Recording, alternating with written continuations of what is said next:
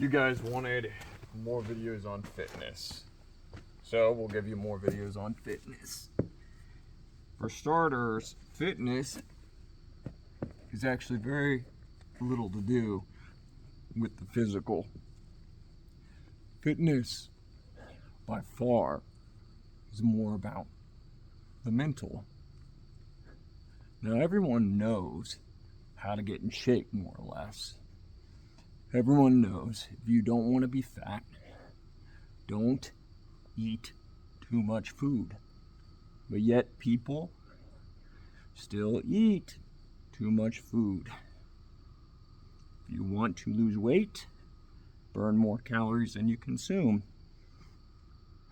If you want to look appealing, put on muscle mass. It's not about doing something physical. It's about changing your mind.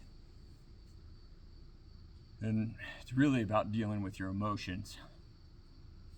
Some people have said your most important bank account in life is not your financial bank account. It's your emotional bank account. How much that you can spend emotions on doing things. I think that's right. When you have something so simple as taking care of your body, that has so many benefits, like it's endless. You live longer, you're happier, everyone likes you more when you're fit. It's more or less true. You have less medical bills. The list goes on and on and on. But yet nobody, or I should say a large amount of people, if you look at statistics, is it over 50% of Americans are considered in the obese category now? Why? Well, most people have lost the ability to handle their emotions. And this is one skill that relates to everything else. Being able to handle your emotions. It relates to everything. You know what's really interesting is this idea about status, right? When you feel as if you're at higher status than other people, or just you're higher in a hierarchy, a lot of magic things happen. You go from this state of scarcity to this state of abundance. If you think that you're a superior person, or you think that you're somebody who is higher up than a lot of people, then what happens is you stop draining your emotional bank account every day on fretting and worrying and questioning your position in society. When you start to actually feel better about yourself and not as self-conscious, you will begin to allow your body and your mind to operate efficiently. There's a good book, it's by Jim Newman. The title of the book is Release Your Brakes. It's from the 70s. The concept is basically that a lot of people, they have their emotional brakes on. Those brakes are fear, those brakes are anxiety and depression, etc. And you're trying to drive somewhere while you have resistance, right? So this is a good tactic, fitness. Improve your body. You do many, many benefits to your mind. You allow food to be processed easier, your blood flow is better, you produce more hormones, you have better oxygen levels, which all allow your brain to act more efficiently. And you'll have reduced cortisol, etc. These things will be able to allow you to think more clearly. They'll allow you to be able to think more rationally. And when you don't have so much anxiety about being the out of shape person in the room or being the ugly person, the fat person, or something like that, then you're going to release your brakes, in that you're going to allow yourself to just cruise and feel confident in yourself.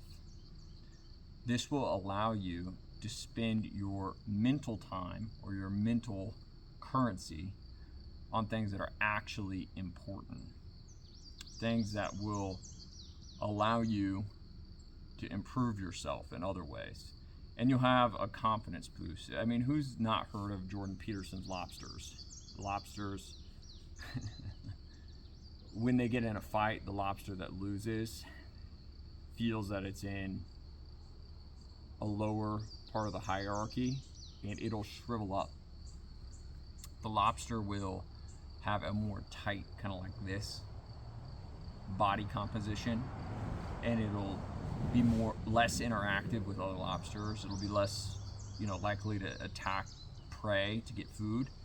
But the lobsters that win the fights are the lobsters that they buff up. They take up more space because they're not afraid of anything. They're more willing to be seen by everybody. And they have less cortisol. They end up being more aggressive when they go hunting. They'll fight other lobsters for food, etc. It's mental. If you can be more fit and more confident in yourself as a whole, then you will be able to go through life without as much resistance. This is a very useful tool. You got to take the time. You got to have the discipline. I should probably do some more push-ups. At least get it in while I'm here. And you have to be consistent. The number one thing I have ever learned with working out is consistency. It beats out all other aspects of working out. If you can every day show up to work out, which I do, except Sundays, I take one day off, you will build upon momentum. They say if you sit in a chair for 6 hours a day, it doesn't matter if you do 2 hours of workout that same day. Sitting in a chair for 6 hours will negate the positive effects of your workout.